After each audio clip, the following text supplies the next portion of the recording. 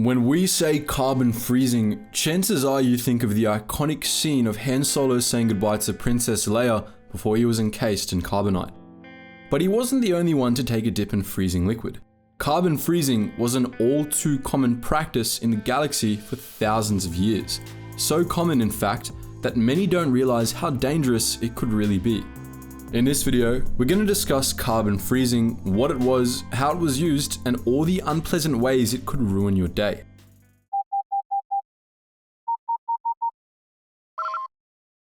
Attention, Sergeant on deck! Carbon freezing was the process of encasing matter in solid carbonate in order to preserve it. The process began, of course, with carbonite, a liquid produced by refining carbon gas. This liquid could be further converted into a solid by rapidly cooling it. During the freezing process, various goods and even sentient beings could be placed in the chamber with the carbonate liquid before cooling it, encasing the matter within a nigh invulnerable solid slab of carbonate. The way this method of preservation likely relied on was the extremely cold temperature needed to freeze the liquid solid. Temperature itself is the measurement of how much the atoms composing an object move. The lower the temperature, the lower the atomic activity, until we hit absolute zero, where that activity stops completely. When atoms are barely moving, things like decay and chemical reactions are impossible. In this sense, carbon freezing was a type of cryostasis that saw wide and varied use across the galaxy and throughout the ages. When it was first developed, carbonite played an important role in the industrial transportation of both goods and living beings. Due to its excellent preservative abilities, carbon freezing was used to freeze and protect goods for transportation from world to world. It was instrumental in transporting gases or volatile substances. Lowering a gas's temperature drastically reduces its volume, so freezing it meant that the same amount of gas would take up much less space on a cargo vessel.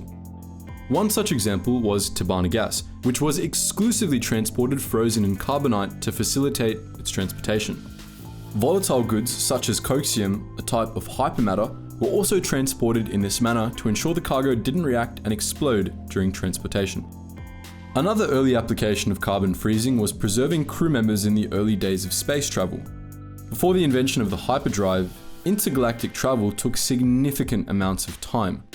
To avoid the toll of time on the crew and save the resources they would need for such a long voyage, early spaces instead froze themselves in carbonite. In fact, carbon freezing was precisely the reason humans were able to colonize so much of the core worlds. The Koros system, later renamed the Theta system, was one of Coruscant's first colonies and a major producer of carbonite. Thanks to this early resource, humans were able to dominate the early space race and spread across the core worlds. The invention of the hyperdrive marked an important shift in the way carbon freezing was used. Now that space travel no longer required lengthy voyages, it was abandoned as a method of protecting the crew. It still had industrial applications, however, as carbon freezing was still one of the most effective methods for transporting certain types of goods.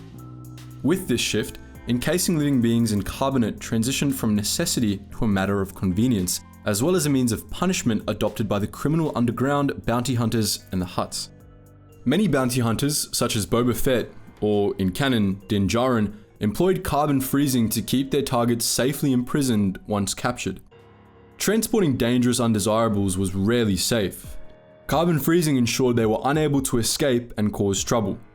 For example, in The Empire Strikes Back, Han Solo was encased in carbonate for transportation to Jabba the Hutt's palace. The Hutts were particularly fond of using slabs of frozen carbonite to display their trophies. This could be dissidents, people who had crossed them, or powerful outlaws who had been captured. Jabba the Hutt, for example, was known to have a trophy room where he displayed his captured enemies as a show of power. The galaxy's crime lords weren't the only ones to use carbon freezing, however. Both the Republic and the Empire relied on it for a variety of purposes.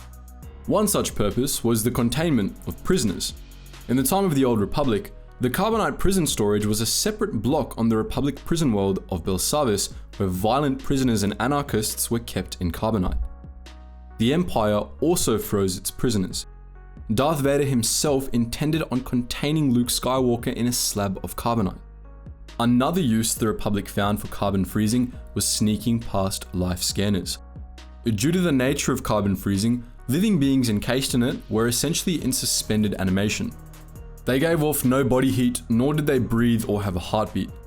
To a droid scanning for signs of life, they would appear dead, which was precisely the feature the Republic exploited.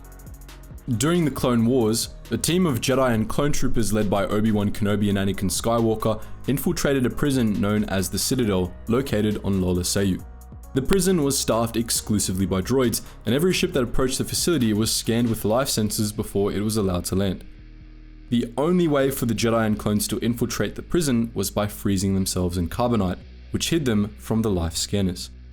Once the ship had landed, R2-D2 and several reprogrammed B-1 battle droids released them from their carbonite prisons, and they undertook their mission. Despite the many favorable applications of carbon freezing, it posed a number of dangers few were aware of. Carbon freezing was, in fact, extremely dangerous. On many occasions, early spacers suffered brutal side effects upon being released from their carbonite slabs, and many prisoners encased in carbonite were known to die during or after the process, so it was by no means a risk-free endeavor.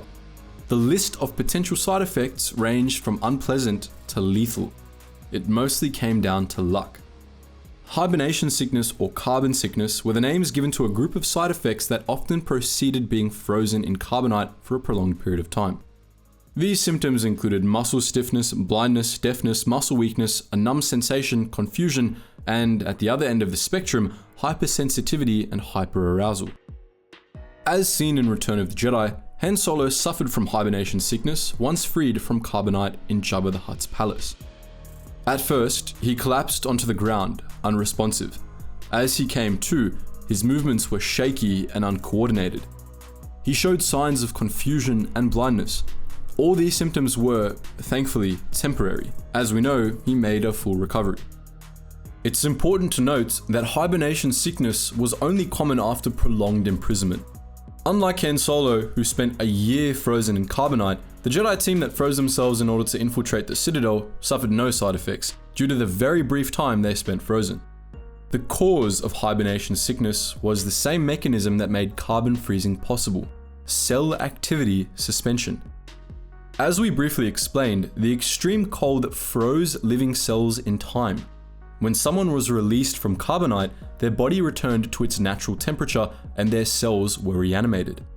This sudden activity, however, caused several side effects as their nerves began transmitting and receiving signals. Nerves sometimes required more time to transmit signals properly, which caused symptoms such as blindness, or they would transmit rapidly and excessively, which caused symptoms such as hypersensitivity. Once the body adapted, however, the symptoms would often fade. But this wasn't true for our next case of carbonate-related concerns. Unlike hibernation sickness, which was a common and temporary side effect of long-term carbon freezing, carbonite poisoning was a rare and life-threatening consequence. Whereas hibernation sickness was characterized by a series of distressing, but ultimately mild symptoms, the more serious carbonite poisoning resulted in extreme weakness, pain, muscle seizures, and ultimately death if the patient didn't receive a specialized antidote. One example of carbonite poisoning was recorded during the time of the Old Republic. In the beginning of the war between the Republic and Empire with the Eternal Empire of Zakul, the Outlander, who would go on to be known as the Alliance Commander, was captured and imprisoned by Emperor Arkan, the then leader of Zakul. 5 years later, when a rescue team located and freed the Outlander from their carbonite prison in the Emperor's vault, it was discovered that they were suffering from a severe case of carbonite poisoning, which jeopardized their escape. Thanks to their associate, Lana Beniko, who had the forethought to bring an antidote, they survived the experience. Whereas hibernation sickness was a natural side effect stemming from the mechanism behind carbon freezing, carbonite poisoning was an unwanted side effect which preceded an imperfect freezing process. When carbon freezing was done incorrectly, carbonite could enter the prisoner's body, poisoning and potentially killing them. Believe it or not, carbonite poisoning wasn't the worst possible outcome of being frozen in carbonite.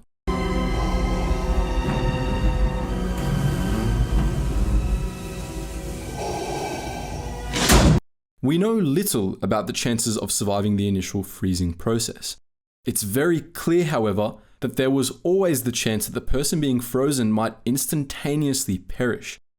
Given how widespread its use was, we can only assume that the likelihood was low, or at least low enough to be worth the risk. So, there you have it. As useful as carbon freezing was throughout the ages, it was inherently a very dangerous undertaking with consequences ranging from mild discomfort to perhaps never waking up again. As chilling as that may be, it remained in use for millennia and has become one of the most iconic staples of Star Wars media today, beloved and fearfully respected by many. But what do you think? Feel free to leave your thoughts in the comments section below. And as always guys, thank you so much for watching and I hope to see you in the next video.